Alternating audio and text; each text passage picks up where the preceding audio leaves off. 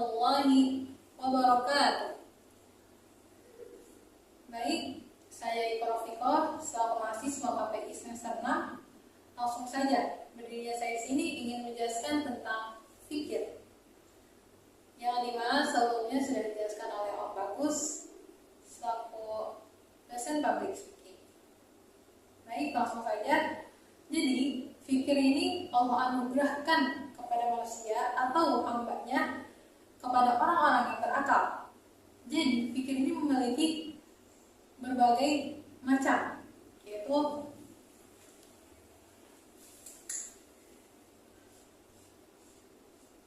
fikir. Nah, fikir ini melahirkan pikiran, dan pikiran juga melahirkan pemikiran.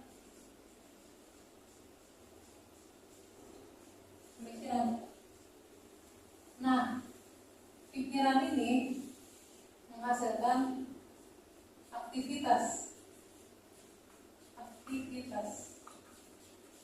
yang dimana setiap yang kita lakukan ini atau aktivitas yang kita lakukan ini perlu adanya pikiran. Jadi pikiran kita untuk melakukan aktivitas, melakukan kegiatan sehari.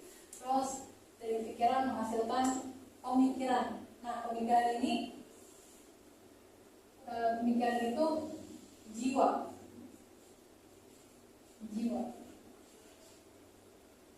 Nah, dalam jiwa terdapat sifat, karakter, lalu terdapat habitat atau kebiasaan.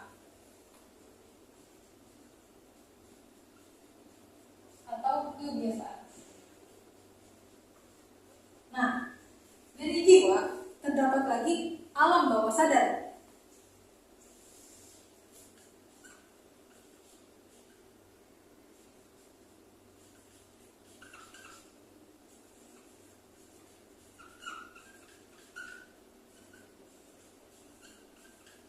Nah, alam bawah sadar ini energi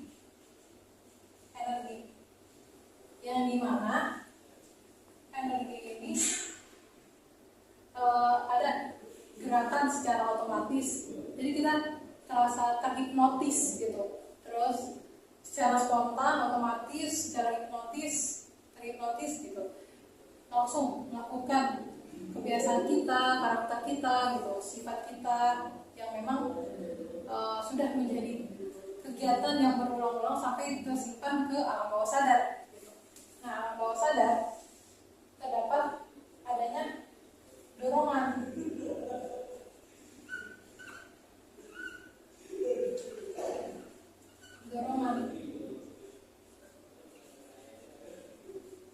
Nah, dorongan ini yang mendorong energi gitu. Dari dorongan terdapat lagi yang namanya motivasi. Nah, dari motivasi ini adalah tahap di mana kita mengambil langkah, seperti setiap langkah perjalanan kita dari pikiran, pemikiran jiwa lalu ke alam bawah sadar, dan dorongan menjadikan motivasi. Jadi setiap langkah yang kita lakukan semua itu kita jadikan motivasi. Jadi kayak penyesalan kita selama perjalanan hidup kita jadikan motivasi untuk ke depan gitu. Terus selanjutnya di dalam pikiran ini terdapat 7, yaitu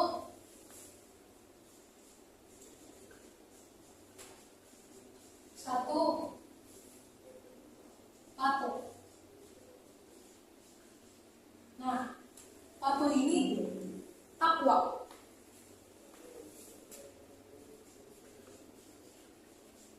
Nah, di dalam patuh ini terdapat takwa atau patuh, saya sebut takwa gitu. Nah, kita perlu patuh kepada orang tua, patuh kepada Allah dan Rasulullah. Rasulullah lalu orang tua. Nah, yang kedua pasti. Nah, pasti di sini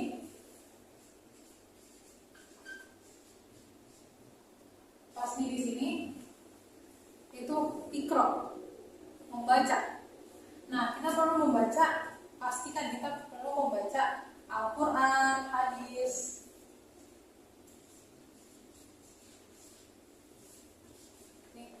Al-Quran, hadis, ilmu pengetahuan,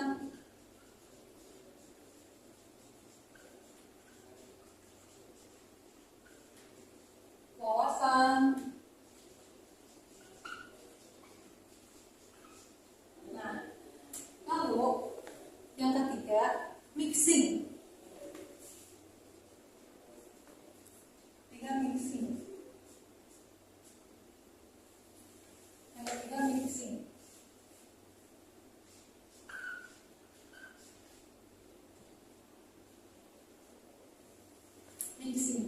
mixing. Yang dimana kita perlu melihat dari penghayatan sampai paham. Jadi maksudnya tubuh kita ini, pikiran kita itu melekat dengan tubuh kita. Jadi di saat kita melihat ini pintu, berarti setelah kita melihat menghayati pintu, pikiran kita, ini pintu gitu. Jadi penghayatan sampai paham. Jadi kita melihat, kita menghayati isi Al-Quran dan hadis, ilmu pengetahuan dan wawasan, baru kita paham gitu. Terus itu mixing. Jadi mixing itu penghayatan sampai paham.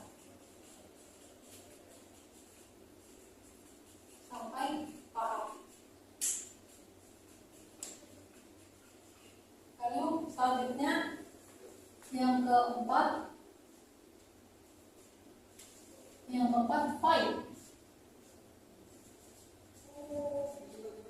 Nah, fight ini qalbu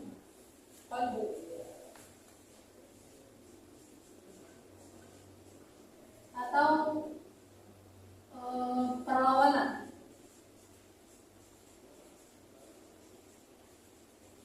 Nah, fight ini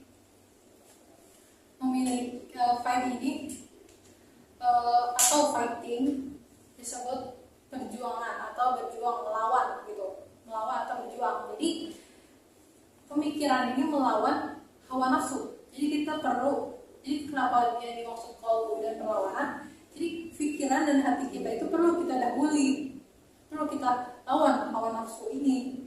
Jadi saat kita mengutamakan pikiran dan hati kita dibandingkan hawa nafsu, itu menimbulkan efek baik, efek kemenangan gitu.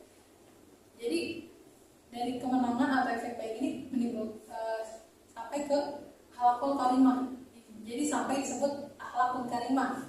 Jadi qalbun sampai ke akhlakul karimah. Jadi maksudnya pikiran dan hati kita tertuju untuk melakukan hal yang baik dan menghindari hawa nafsu.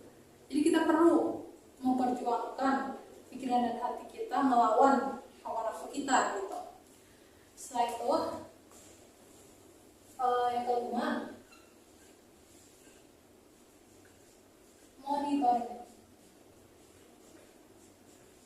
monitoring ini muhasabah.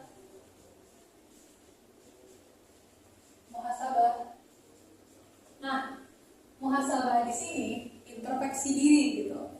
Nah, introspeksi diri seperti kita mengintrospeksi bagaimana titik kesalahan kita, terus apa yang perlu kita perbaiki gitu. Nah, setelah itu yang keenam. Nah, keenam ini ada 2 tahap. 6A yaitu taubatan nasuha.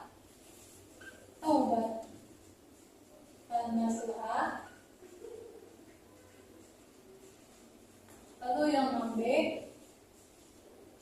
istiqomah. Maksudnya, jadi yang nama ini taubatan nasuha kembali kepada Allah gitu, patuh, kembali ke awal, kayak kembali ke patuh, pasti, mixi, fight, monitoring gitu. Jadi kita perlu adanya tahap ini. Jadi kita perlu feedback lagi gitu.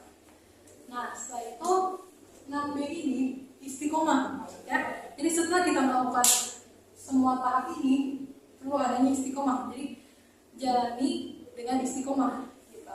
Setelah itu yang ketujuh. Nah, yang ketujuh mau saya taruh di paling atas. Yang ketujuh ulil albab. Ulil albab. Yang ketujuh ulil albab. Nah, ulil albab ini berpikir dalam inovasi, eksplorasi untuk penciptaan langit dan bumi demi mencapai iman, takwa gitu. Iman, terus takwa. Nah, terus lagi prestasi dalam amal soleh, prestasi dalam amal soleh.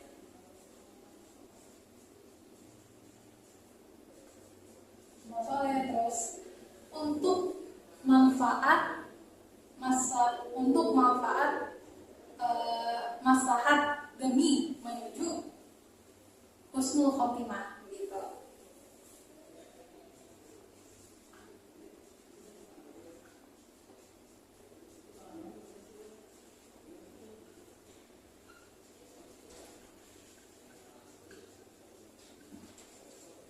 Nah, jadi ulil albab itu sebelumnya yang saya jelaskan itu dia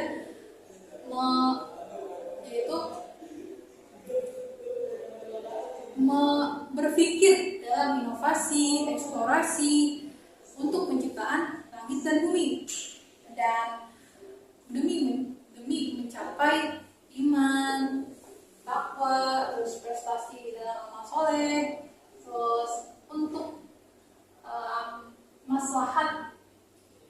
maslahat demi menuju husnul khotimah gitu.